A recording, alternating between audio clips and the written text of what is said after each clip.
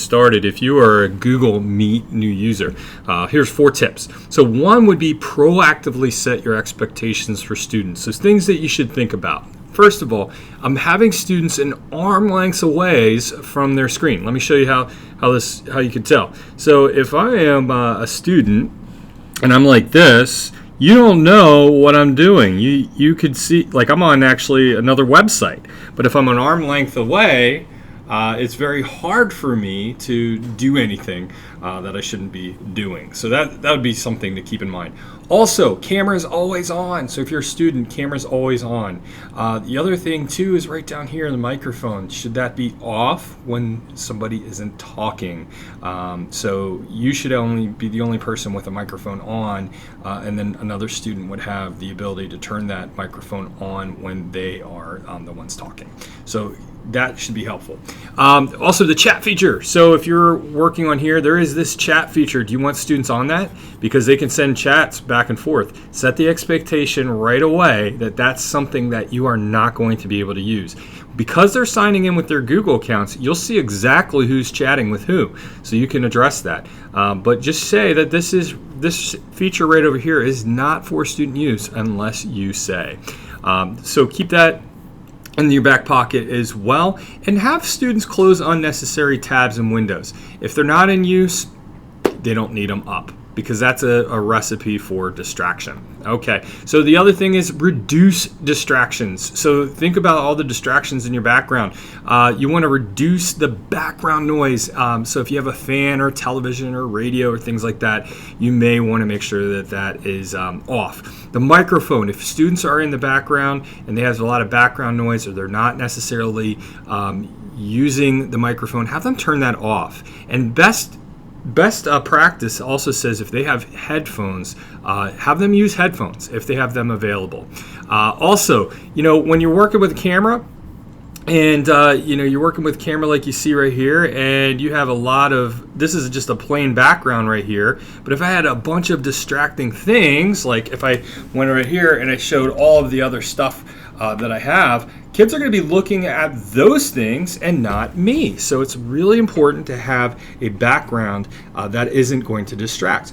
Heck, you could possibly get a tablecloth and just put that right behind you, just simply by pinning it on the wall or hanging it over a door, and just think of ways that can reduce distractions for students, because they're not going to be looking at you if they're too busy looking and paying attention if they're too busy looking behind you.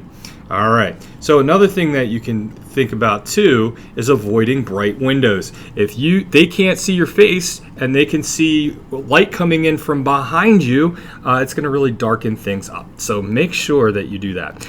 Also, tip 3, virtual learning is interactive. So look for ways to keep things interactive. Share your screen. Remember, you can do that simply by going down here and present now and present a window or your entire screen. So use opportunities for that. Also, set time limits for how much you're lecturing. This should not be a replacement for a lecture in a classroom. Have students have opportunities to interact and say things, and possibly use the chat feature to share links. You can just copy and paste links and share them with students. And also, how can you keep students accountable? One quick way of doing that would be just creating a Google form quiz. It could be something really simple, like, hey, what did you learn today? What's something that you that caused you a little bit of distraction? So let's say, for instance, I wanted to do that right now. So I'm just going to go to forms.google.com. I'm going to create a quick little exit ticket. Guess what? Right here, if you go to forms.google.com, you have what is called an exit ticket. You can just simply have this exit ticket created, and it has their name already. You don't have to have their email on here. You can delete that, and here you go. What's one important thing you learned today? Do you feel prepared for today's lesson? What would make today's lesson more effective? If you want to change this up, you can go ahead and change that up. Now what I do is I just share it with students. I just simply go right here, and I just copy, and I go to the chat feature, and once I go to the chat feature, okay, so I'll hit right here, I can just say, hey, take this quiz, and voila, there you go. Now students can click on this, and it's going to take them to that Google form, and now you can keep them accountable. So keeping students accountable through little things like that, through temperature checks throughout the course of the lesson or something at the very end, very, very helpful. Another thing that you may want to consider too is setting time limits for how much you're lecturing. Kids generally only have an attention span for a few minutes in online learning environments. So is there a way for you to possibly give the students the information that they need, have them do independent practice, and then reel them back, come on back in? So that might be a great tool, Google Forms, to use. And last but not least, image is everything. This is all about you. So, your attire grooming sets the bar. So if you walk in and, you didn't brush your hair and maybe you're in your pajamas still, what example does that set for your students? Only you know that, but you set the bar with your attire and how you look. Also, turn off and on the camera when you are waiting for students to come into your meet session. So, for example, arrive about 10 minutes early and wait for students to come in, but have these features off right here. And when you're ready to go, turn the camera on, turn the microphone on. That way, you don't have students staring at you while you're sipping on your coffee. And then also clean up your desktop and your backgrounds. Think about this.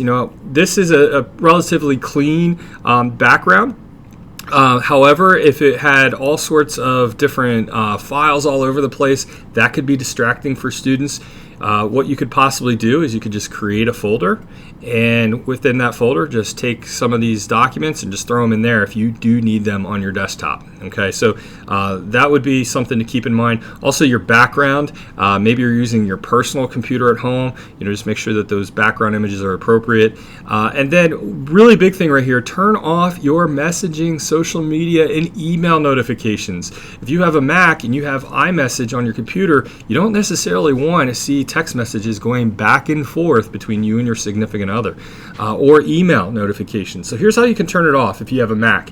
If you go right up here to the Apple, you go to System Preferences, and you go right over here to Notifications. You can simply go to the application that you want to work with, so like iMessage, and just say None. Another tool that you possibly want to turn off is maybe Outlook. Turn that off and say None. That will help reduce distractions. And last but not least, you want to make sure that the open tabs that you have at the top of your screen aren't distracting. As you see right here, I have Exit Ticket from Google Forms, I have Facebook, I have my blog, and I also have this Google Meets and Google Slides presentation.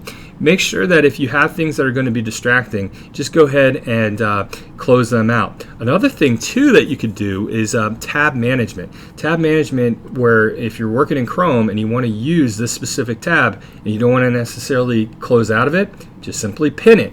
Now, if you close out of your entire presentation, so let me do that. I'm going to close out. I'm going to get right back into Chrome.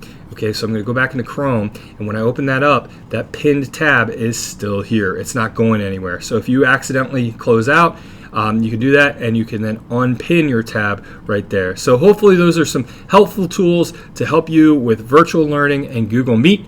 If you have any questions, feel free to reach out.